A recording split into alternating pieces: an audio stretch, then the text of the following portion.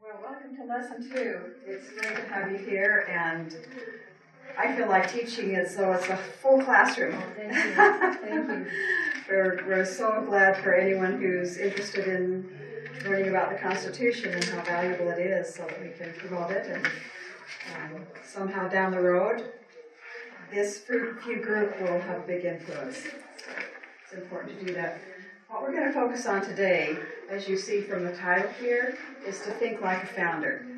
When we explore and study the Constitution, you find out how more and more how amazing it was, what a success formula they created. And so we want to get into their way of thinking. We want to know, how did they come up with it? So we have a lot of the quotes from the founders in this lesson to help us understand them and how they came up with the ideas that were so successful. And the wisdom of George Washington, ruler's law, people's law, is kind of the focus of our lesson today. So just in review from last week, you saw that after a 5,000-year history, it was the technology, the inventions, and everything in a very short 200 years surpassed anything that had been done in the previous 5,000. So it really was an amazing consequence that came about because of the Constitution. And so we want to discover how they did this. How could they have changed, made things happen that didn't happen for 5,000 years? And it really was an amazing success formula that we want to discover and learn about. So what we find out is that the founders had been working really hard to change the minds of the people that lived in the colonies at that time, because they were so accustomed to ruler's law. And you see that pictured right here. And they had envisioned self-government. They had envisioned another kind of rule that was new, and as they discovered it and worked it out together, they had to convince the people of the colonies too. So we have rule of law that replaced ruler's law. It's kind of a play on words, but hopefully you can see what the difference is. But all of this came about through their huge, huge effort. Weren't they free thinkers? They were. Yes. Amazing free thinkers. They were able to come up with ideas that hadn't been before. Because they were squashed before. In your workbook, you'll see this little cycle of civilization. That was actually created. I mean, these ideas were back in the day of the founders too. This Tytler, who came up with that, lived around the time of the founders, and he had explored history and discovered that this is kind of the way civilizations had gone over 200-year periods of time, and where they went through this cycle. And as we look at this, we want to learn from history. We want to discover where we are at on the cycle and see if we can do something to improve. We're moving over to the... There unfortunately is a lot of dependency right now. Yeah. We hear it called entitlement. We hear about the younger generation, how they're becoming more and more dependent on a government who keeps offering them more and more benefits and socialism that really is going to destroy constitutional law and self-government. So if we study a little bit about our history, then hopefully we can avoid repeating it. So what we want to do as we go through is learn what they were thinking. Patty, do you want to read that first quote? Sure. It becomes necessary to every citizen to be in some degree a statesman, to examine and judge for himself political principles with a sober Christian spirit. As we study the founders, it's amazing to discover how faithful they were. They had deep religious feelings. They had a lot of faith in God, and it comes out in their quotes. So when we might be in some audiences, there would be like the series of classes we taught in January.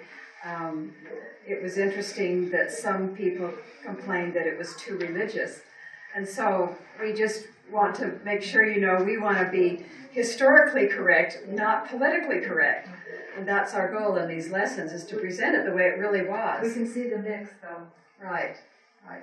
And your workbook has quotes too, so we'll try to make sure that we pick up on those as we go through.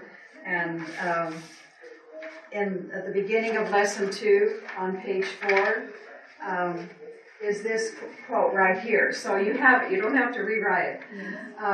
But in then the first question, 15, lack of education is one of the greatest dangers to our Constitution, and studying it will bring needed empowerment for citizens to become statesmen. Right. Okay, and then there's a quote there from Thomas Jefferson. This one, a well-instructed people alone can be permanently a free people. So this, as we read these, it just gives us more and more motivation to want to be out teaching the Constitution. If our people don't know these principles, then we certainly can't preserve them. Okay? You want to read the other quote? The good sense of people will always be found to be the best army. They may be led astray for a moment, but they will soon correct themselves. Good. Okay. That's where we're at, isn't it? We have been led astray. We've been led astray for about 100 years now. Seems like we're losing the good sense of people. Yeah. Mm-hmm. Right. Yeah. Yes. Well, because like the circle, it becomes complacency and selfishness, then that takes over. Mm-hmm. And what can I have for nothing? Right. Right. This is like the clash of the titans. I mean, you have our media the way that it is and the ability to communicate, and it has just magnified these other negative ways and things that are happening. It's not like instantly. It's so instant, whereas they realize that over years and years and years that that's what they had become as they transitioned through that cycle. But today, I mean, we face a much different fight. And it's the same principle, but it's a much different fight today than it was. Right, and we can see that cycle is actually repeating as it has done down through history. So, but what the good news is that when we study the founders, the colonists were accustomed to ruler's law, and they were not, they had to be taught how to become self-governing. And it took only about 3% of the whole population to completely turn around the government from tyranny to the people's law and having a constitution. So we can take courage in the fact that this little group here can be a great influence. And if we can rally 3%, we can make those changes happen again. And on the back of your... we have to be heard so that on media, so everybody can hear it. So right. It's not just your neighbor to your neighbor. Yeah. Right. It's got to be a bigger message. Bigger, yeah. Bigger, much bigger. All right, so on the back of your workbook is the quote that is part of it's up here. We learn a lot from George Washington, don't we? He had so much wisdom, and all the while that he was the general, and they had such horrible conditions and terrible times during the battle, but in his mind was this vision of self-government, and so he was one of the key ones to pull through and make happen the Constitution that we eventually had, and we'll see more of that as we study that. But almost everything he read was wise and so helpful, and where he talked about the primary object should be the education of our youth in the science of government. So that's what this lesson is. It's the science of government that we have taken from President Washington. So if we're going to do a science, we have to have a measuring tool. So the founders' political spectrum is what we use as our measuring tool.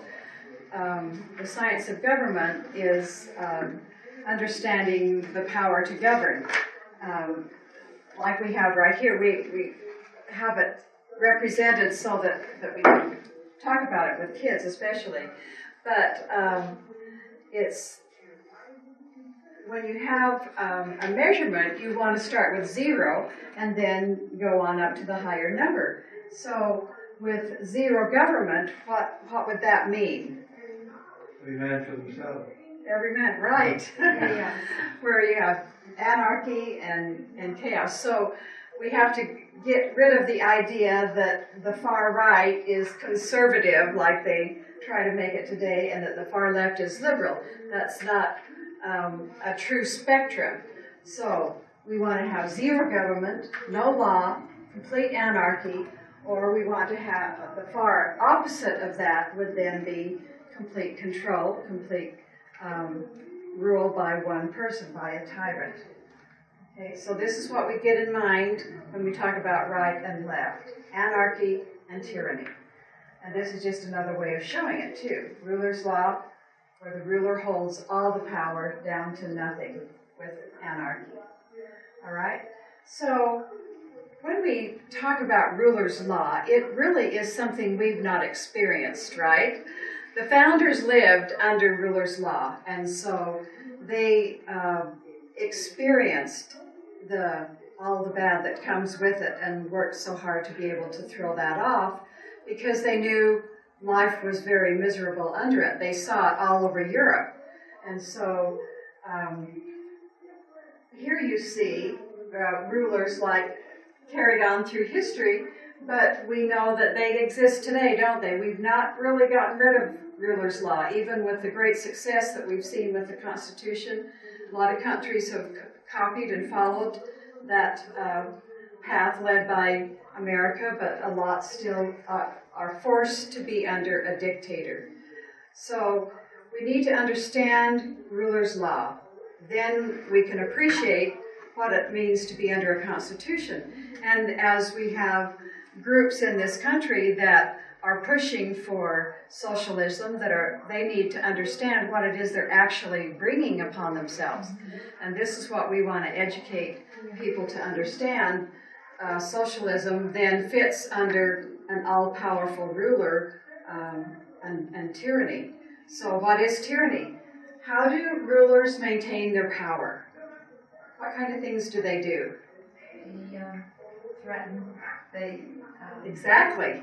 Yeah. Exactly. Okay, cruel and unjust imprisonment. They intimidate. They create fear.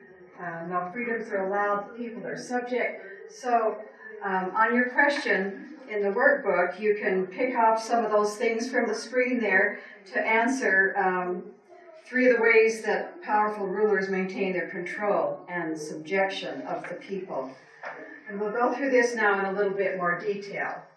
All right? So to begin with, they take their power and authority by force, by violence, conquest. So how many wars, if you look at the history of the world, how many wars were over ruler's law? Pretty much them all, huh? Yeah. Right. There's just, it's a constant cause for people to go to war against each other. And also, it can happen by apathy. So how did it come about? How can apathy bring about ruler's law? Well, he came in and pretended to be for the people and their needs, and then changed the...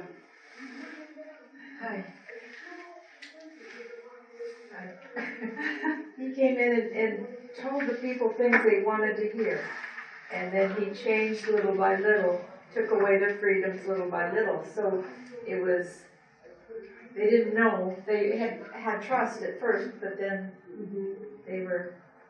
And more than likely, there was a lot of apathy throughout the country, a lot of just expecting that things were going to be good and not really knowing what they were getting into. I think Okay. with Hitler, there was a lot of anger Mhm. because they've Right. been defeated and they've lost a lot of faith.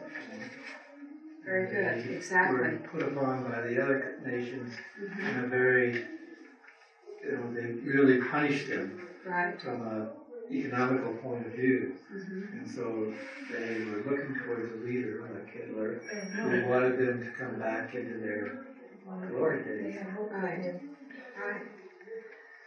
Okay, so when we talk about rights, and we've grown up with rights, haven't we? We have our unalienable rights listed in the Declaration of Independence, and under a king, they truly did live with the idea of divine right of kings, so that many of the rulers came to power simply because they were born in the right family. It didn't matter if they were 5 or demented or whatever it was. If they were born with the right lineage, they held that power. And so that's how many of them came to power, is through divine right. So the people lived without unalienable rights. They did not have rights. The power and the wealth and everything belonged to the dictator, to the king, to the tyrant. And many times the people were divided into classes. So this is a condition very different from our way of thinking and acting. And so I think that people don't realize what they would give up. Give up unalienable rights, give up freedom of speech, freedom, all those things would be lost under a tyrant. If they traveled and saw other countries and how they're living, What life is they like, could see they could see it. how Yeah. that's some difference. You know? Right. Okay. King giveth and the king taketh away. Complete control. Okay, ownership of property. We have that freedom. We take it for granted. It's important to understand that it would be lost. Under a tyrant, the property belongs to the king. It is his realm. That's the way it was known. So the governmental power is from the top down. And we have this little demonstration to show you. When you put all that power on the top, you see how unstable it is. And that way, you know that there's going to be constant war and battle, because it's unstable kind of government, which you see right away with that, don't you? So all the power is from the top down. There's nothing down at the bottom with the individuals or the people. All right. Another thing, very different under tyranny. The military and the police. Are they supposed to protect the people? Are they supposed to catch just the criminals? How were the police and military used under ruler's law? To do the king's bidding. Exactly. That's right. So the goal was not protection of the people. The goal was pure control, purely to control the people. Same thing with the military. It was not there to protect against foreign invasion or anything like that. It was to control the people. Okay? Where did laws come from? Under ruler's law, under tyranny? Laws are the whims of men, not fixed rule of law, needed by the people to govern their affairs with confidence. So the king can change at any time. And we are used to our laws being set in the Constitution, and don't realize the kind of chaos that comes about when you turn it over to someone to make those laws for you rather than having representatives. So think about the difficulty for the people when the ruler puts out the edicts, he puts out the law, then he interprets them, and then he forces the control of them, or enforces the obedience to them. So you see how a different environment is created when you have the ruler who does everything. Create the law, interpret the law, and then enforce it. Okay. Now let's talk about the judicial system. What happens with a judicial system under ruler's law? Do they have any? They generally do have their courts, but the goal is different. It's the same as with the military. They have a different goal than protecting the people and trying to ensure that there's justice. There's no such thing as establishing justice, and that's what we're used to, isn't it? The court system goal is to put down crime and protect the people. The purpose of it is for protection, but the goal under tyranny is, again, control. Controlling the people, controlling what they do, create fear and abuse. The purpose is not to establish justice. And so it's good for us to take a look at what it's like under ruler's law, because then we would be more enthusiastic in our fight against it, right? Okay. It might help us recognize if there's any portions of that we live under today. Yeah. Right. Could ruler's law return? So there we are. Do any of these things going on in our country right now resemble ruler's law? They do, don't they? They do, don't they? The administrative law is very much like where you have agencies that create regulations. They call them regulations, and maybe it sounds different than a law, but it's a law. They regulate, they enforce, they interpret, they do everything just exactly like a tyrant. And there's more of this in our country than most people even want to acknowledge. And the thing is, they don't realize that it is tyranny that they are now letting take over in our country. Interesting you put executive order It is beyond the bounds of being constitutional, the way it used to be. Okay, let's see. All right.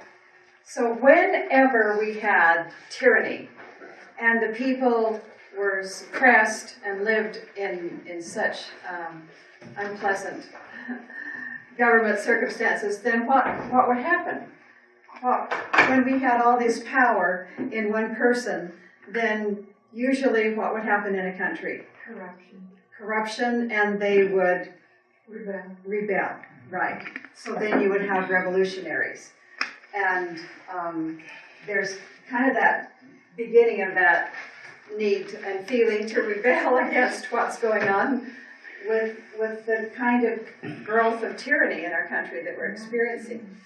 And so then you do have revolutionaries rise up, and why? have a voice. Right. Because they don't like the law, because their lives they don't have freedom. People love their freedom, and we've enjoyed so much freedom that we don't realize how oppressive ruler's law could be. But revolutionaries do rise up, and so then you are in a state of chaos or anarchy. So you go from one extreme to the other when you throw out the ruler who's oppressive and get rid of his law. For a time then you're left with no law. Yeah. Right.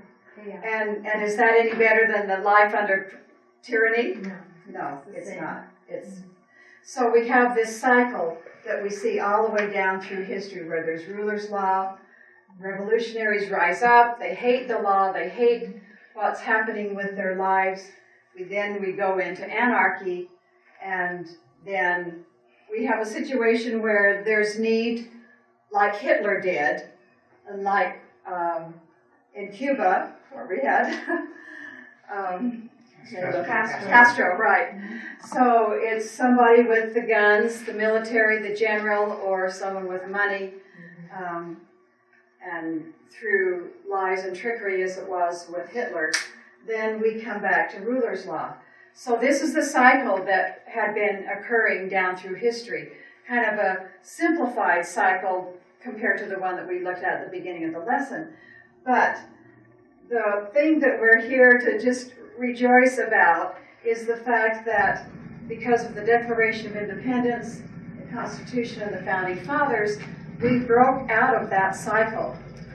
So we no longer have what had happened before. If our rulers Conform to the Conform. Constitution. Right. So we are looking at how it happened. We are looking at the great things that came about, and that should give us motivation, help us realize what a lot of work we've got to do to be able to preserve what they gave to us. All right. So when we broke out of the cycle, it did take all three. And last week when we looked at our timeline, that was the thing we emphasized in showing you where the technology leap began on our timeline, that it was begun by all three of these events, the two documents and the Founding Fathers. So we want to look at them just a little bit and appreciate what it is they actually each did. So the Declaration established the proper role of government. What is government supposed to do? We don't want to have anarchy on the far right. We don't want to have tyranny. So how do we create a safe self-government? Well, we need to know what the role of government is, and it was established for us in the Declaration.